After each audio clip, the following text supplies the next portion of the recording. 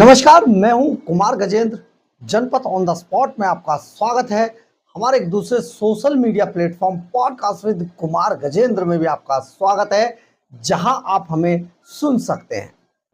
दिल्ली के पूर्व उप मुख्यमंत्री मनीष सिसोदिया पर अब एक और एफआईआर दर्ज होने जा रही है।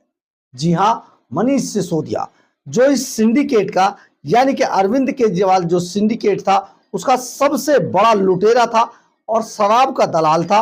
स्कूलों के नाम पर, अस्पतालों के नाम पर जिस तरीके से सारे दिल्ली का पैसा खा गया, अब इस पर एक और एफआईआर दर्ज होने जा रही है मनीष सिसोदिया पर। और जानते ही एफआईआर किस चीज की दर्ज होने जा रही है।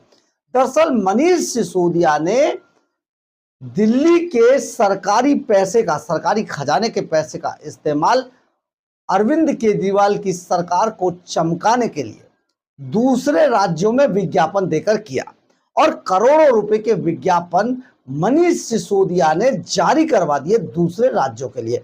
अब इसमें आप कहेंगे कि दूसरे राज्य कैसे, यानी कि ये जो पैसा था ये दिल्ली के खजाने से था, लेकिन विज्ञापन दिए जा रहे थे दूसरे राज्यों में।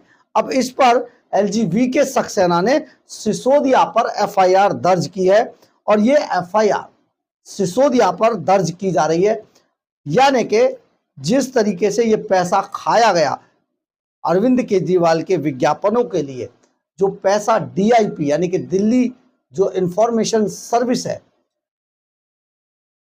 उससे पैसा निकालकर वहां के विज्ञापनों को विज्ञापन कराए दूसरे स्टेट में, पैसा दिया डीआईपी से। तो ये एक बड़ा फर्जीवाड़ा था, करोड़ों रुपए का फर्जीवाड़ा दिल्ली के लोगों के पैसे से किया मनीष सिसोदिया ने, जिसमें अब वो फंसते हुए नजर आ रहे हैं। दिल्ली के एलजीबीके सक्सेना ने इस मामले में अब मनीष सिसोदिया पर एफआईआर दर्ज करने के आदेश जारी कर दिए। दरअसल ये पूरा मामला क्या था ये हम आपको बताते हैं। एलजीबीके सक्सेना ने पूर्व डिप्टी सीएम मनीष सिसोदिया के खिलाफ क्रिमिनल केस दर्ज करने का आदेश दिया है। पूर्व डिप्टी सीएम पर आरोप है कि उन्होंने सुप्रीम कोर्ट के दिशा निर्देशों के खिलाफ सरकारी खजाने से अन्य राज्यों में विज्ञापन जारी कर दिए, जिनमें आम आदमी पार्टी की महिमा मंडन किया गया था। इसे किसी राजनीतिक पार्टी के लाभ के लिए सार्वजनिक संसाधनों का इस्तेमाल माना गया है।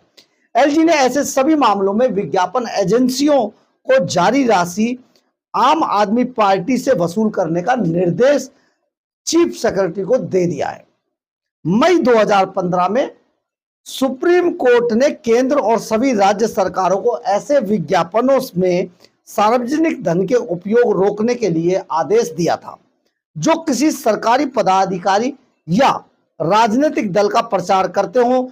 इसके बाद अप्रैल 2016 में सूचना और प्रसारण मंत्रालय द्वारा 3 सदस्यीय सीसीआरजीए समिति गठित की गई थी।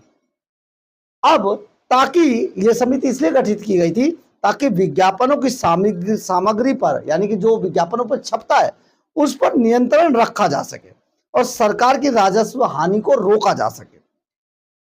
अधिकारियों के अनुसार कांग्रेस नेता अजय माकन की शिकायत पर सीसीआरजीए कमेटी ने जांच की और दिल्ली सरकार के कुछ विज्ञापनों को सुप्रीम कोर्ट के दिशा निर्देशों की अवहेलना माना।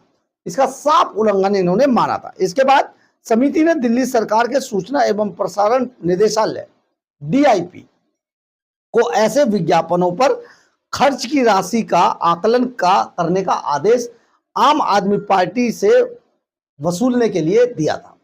एक तो आकलन किया जाए इसका और इस पैसे को आम आदमी पार्टी से वसूला जाए। डीआईपी के अनुसार 97.14 करोड़ रुपए, आप सोचिए करीब 100 करोड़ रुपया, 97.14 करोड़ रुपए की राशि ऐसे विज्ञापनों पर खर्च की गई थी जो सुप्रीम कोर्ट के आदेशों का सीधा सीधा उल्लंघन थी। जुर्माने के ब्याज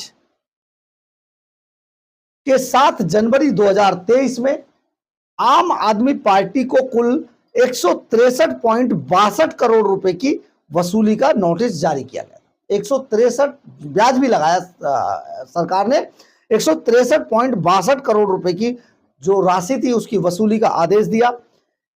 इसमें 97.14 करोड़ की राशि में से डीआईपी ने विज्ञापन एजेंसियों के जरिए प्रकाशनों को, मतलब जहां पर ये विज्ञापन दिए गए उनको 42.26 करोड़ रुपए पहले ही जारी कर दिए थे। इस आदेश से पहले ही 42 करोड़ रुपए, करीब 42.5 करोड़ रुपया जारी कर दिया था। अब जबकि शेष 54.87 करोड़ रुपए की राशि का भुगतान लंबित था, लेकिन आम आदमी पार्टी से वसूली करने की बजाय डीआईपी ने समय समय पर लगभग 47 करोड़ रुपए का और भुगतान कर दिया। यानी कि जो रह गया था 54 करोड़ रह गया था, उसमें से 47 करोड़ रुपए का भुगतान और कर दिया आदेश के बावजूद। यानी कि आम आदमी पार्टी के दबाव में आकर यह भुगतान उन एजेंसियों को कर दिया गया जिन्होंने विज्ञापन दिए थे। विनय कुमार सक्सेना ने मुख्य सचिव को दिए निर्देश में कहा कि दिल्ली सरकार ने भारी मात्रा में सरकारी खजाने से ऐसे विज्ञापनों को जारी किया जिनका मकसद आम आदमी पार्टी का महिमा मंडन करना था, और सिसोदिया ने इन भुगतानों के लिए अवैध निर्देश जारी किए। मतलब ये जो निर्देश दिया गया था ये मनीष सिसोदिया ने दिया। एलजी ने सभी विभागों को एक परामर्श जारी करने के भी निर्देश दिए ताकि वे सभी निर्धारित वित्तीय नियमों और प्रक्रियाओं का सख्ती से पालन सुनिश्चित करें।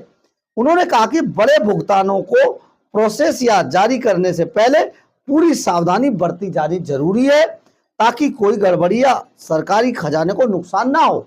लेकिन आम आदमी पार्टी क्योंकि ये सारे काम जबरन कराती रही और उसमें मनीष सिसोदिया का रोल काफी निंदनीय था और काफी संदेहास्पद था, इसलिए मनीष सिसोदिया इसमें फंस गए।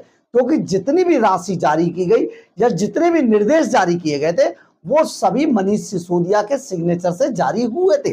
अब इसमें पार्टी पूरी तरीके से फंसी, तो पार्टी तो बच के निकल गई, लेकिन मनीष सिसोदिया इसमें अब फंसते नजर आ रहे हैं। लेकिन अगर बात करें आम आदमी पार्टी की, तो आम आदमी पार्टी ने कहा है कि ये सभी मामले फर्जी हैं। इस मामले में आम आदमी पार्टी ने कहा कि बीजेपी सरकार वास्तविक शासन चलाने में असमर्थ है और मनीष सिसोदिया इस और पार्टी पदाधिकारियों के खिलाफ एक के बाद एक फर्जी मामले दर्ज कर रही है। पार्टी ने कहा कि ये जिस तरीके के मामले दर्ज किए जा रहे हैं ये राजनीतिक प्रतिशोध हैं। बीजेपी के पास अगले 5 वर्षों के लिए कोई ऐसा एजेंडा नहीं है जिसमें कि आम आदमी पार्टी से आगे वो काम कर सके। परेशान करने के लिए ये सब हमें किया जा रहा है।